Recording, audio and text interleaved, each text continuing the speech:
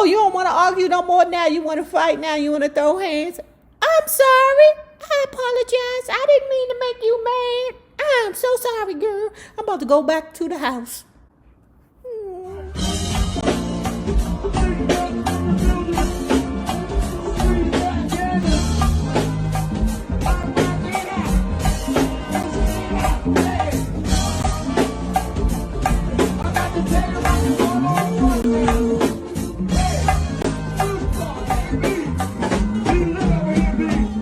Well, hello there, love bugs. Hello there, Bellas.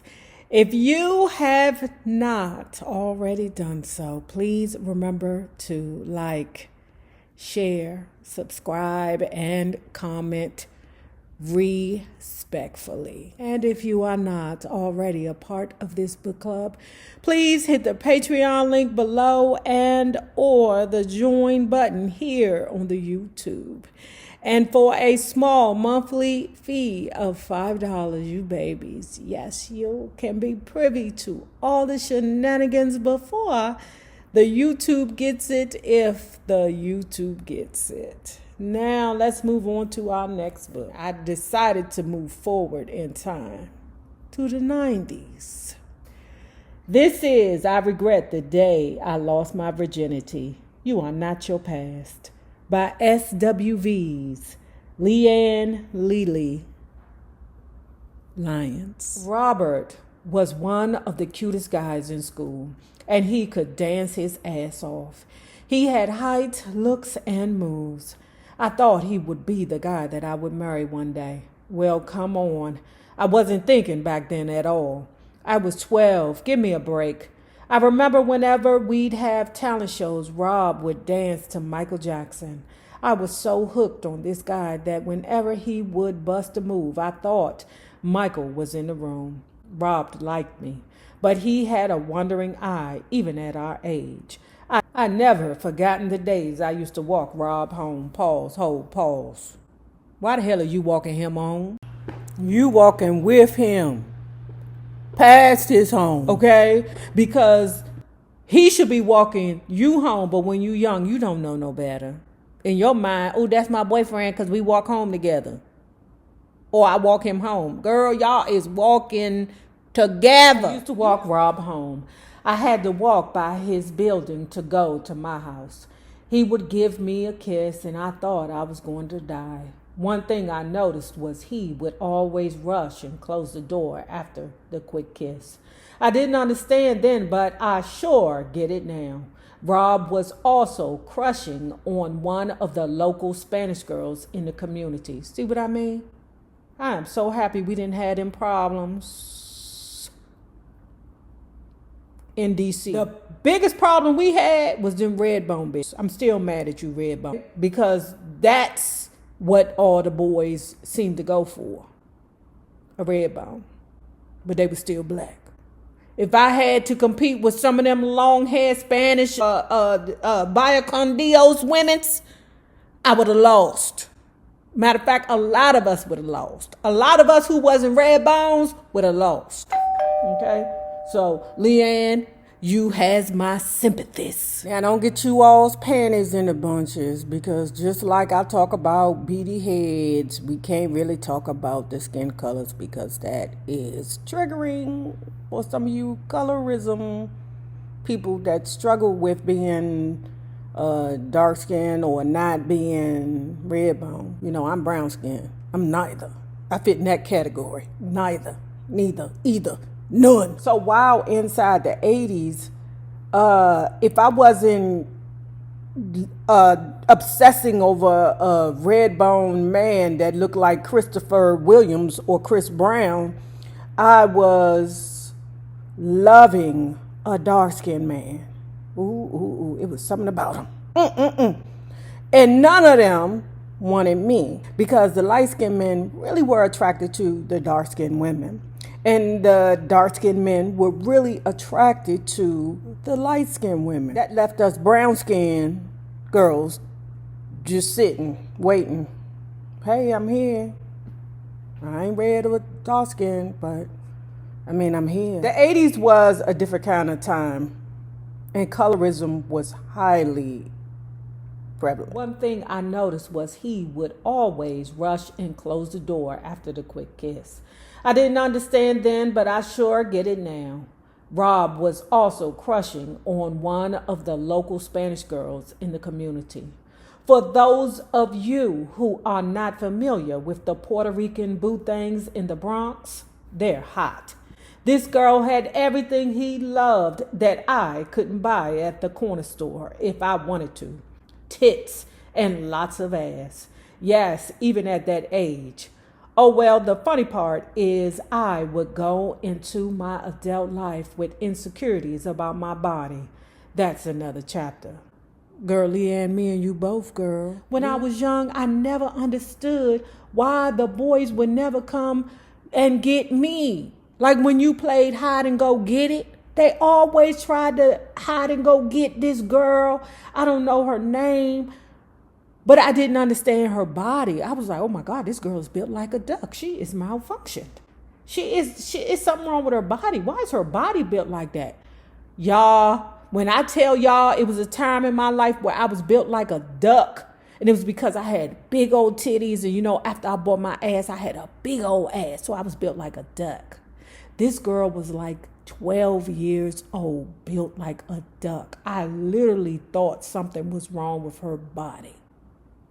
I'd never seen such. I might have had like little dimples or little, mosquito bites on my chest.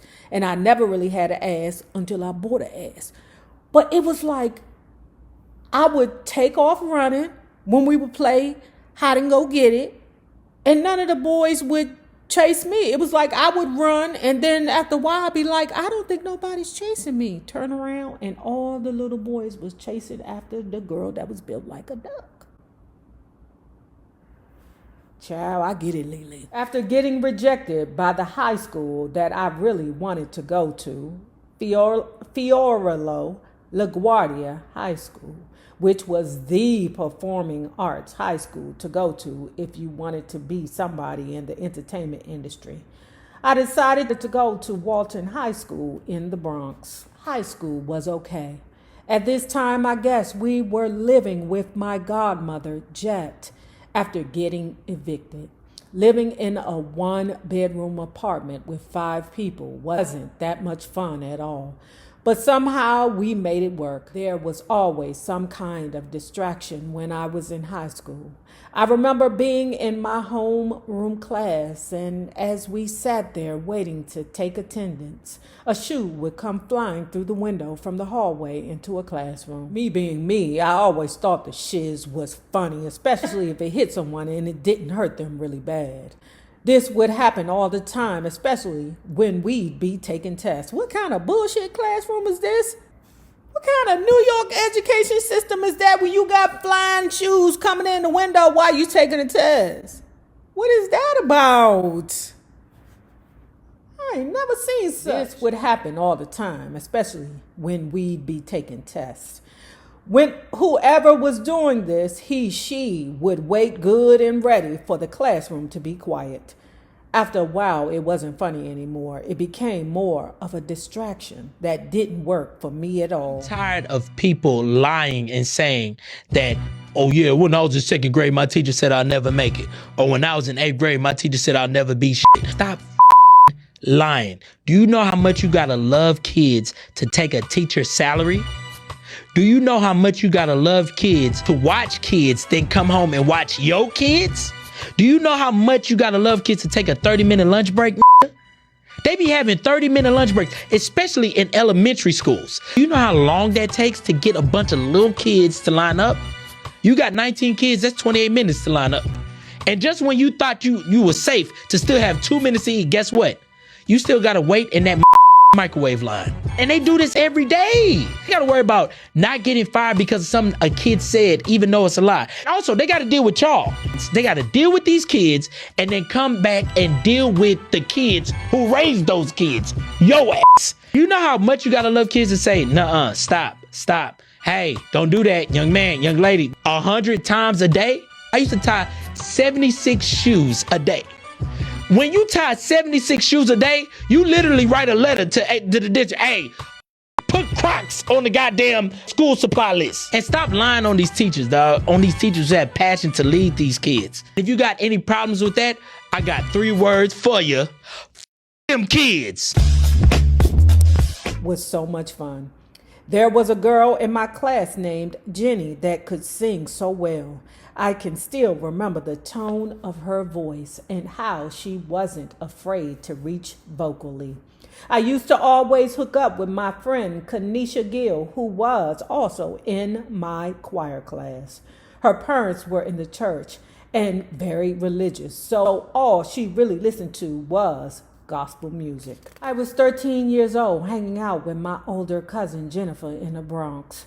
In the hood, when you grow up closely with someone, you address them as my cousin, my aunt, etc. Everyone was family, whether biologically or part of your extended family. She was almost 3 years older than me, and boy, did we hang tough. Damn, that sound like me and Mick.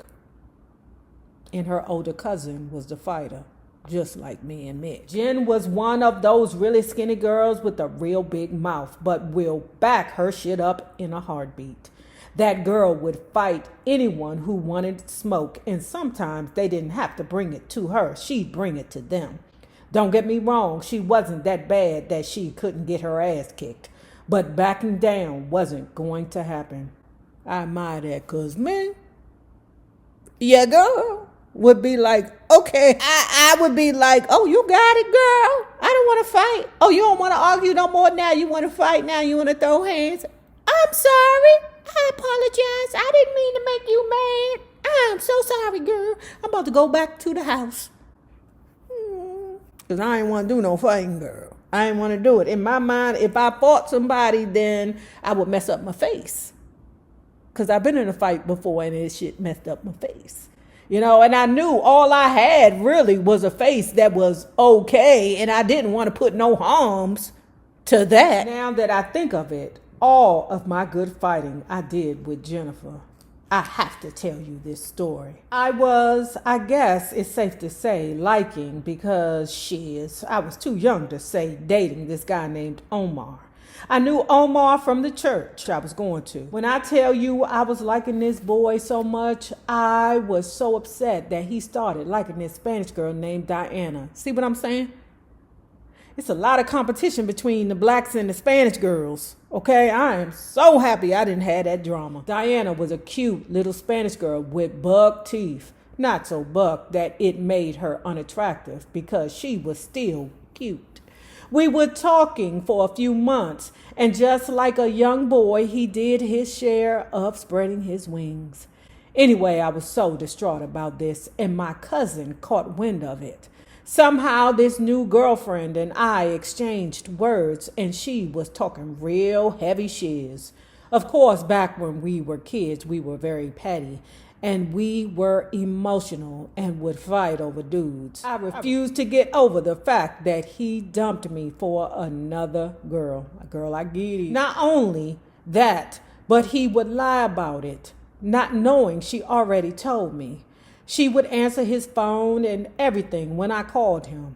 So one day we decided we'd just take a walk past her building down the stairs on Anderson and 166th Street. All we wanted to do was see if he was on her block and catch him in a damn lie. Child, when we got down the steps, we saw her in front of her building with her family.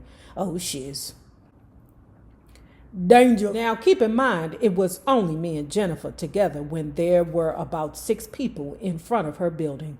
I told my cousin, that's her. She walked up to her and asked, is your name Diana? In a nasty Spanish tone, she replied, why? I could have taken her head and banged it somewhere. I'm like, do this chick know who she talking to? My cousin is cuckoo for Cocoa Puffs. Here go Jennifer's ass, bitch, 'cause I want to know. Oh my God. All I could think of was the 6-2 ratio between us and her family. There was a good chance they'll probably take us down, but shit, we were bold as hell. I had decided with my cousin, even if she was wrong, but I have to say Diana opened that door. After her smart-ass remark, my cousin yelled, Fuck her up, Leanne. I'm like, oh shiz. Now you hear them talking amongst each other in Spanish, so all we could do is feel everything out. It was starting to be obvious that a commotion was going on. We were going back and forth with each other, cussing and yelling. I think her people was telling her to whip my ass because she squared up with me. That's all I had to see before I wore that bitch out. She was cute and all, but that chick couldn't fight to save her life. Beat her ass, my cousin yelled, while her family was probably yelling something similar to her in Spanish.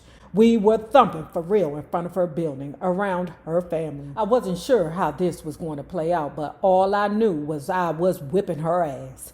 I caught her around a tree, punching her in the face, and I guess I got her in a position where she was stuck.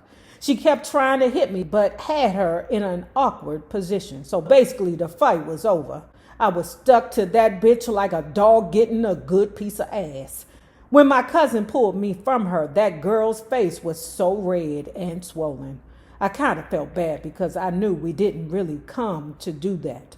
We were trying to catch old boy in a lie, that's all. When we ran back up the steps, my cousin and I was accessing my bodies to see if she probably had gotten a hit that we missed. Well, the only thing we noticed was a cut like bruise on my left hand. She dug her nail really deep in my skin and it opened me up a little. It took that damn thing forever to heal. One thing about New York, honey, nobody fights fair. You're going to either get shanked, stabbed, or jumped by a gang of chicks. This story wasn't any different for me. Another incident was when I was walking to my godmother Jet's house from where my mother lived on 174th Street.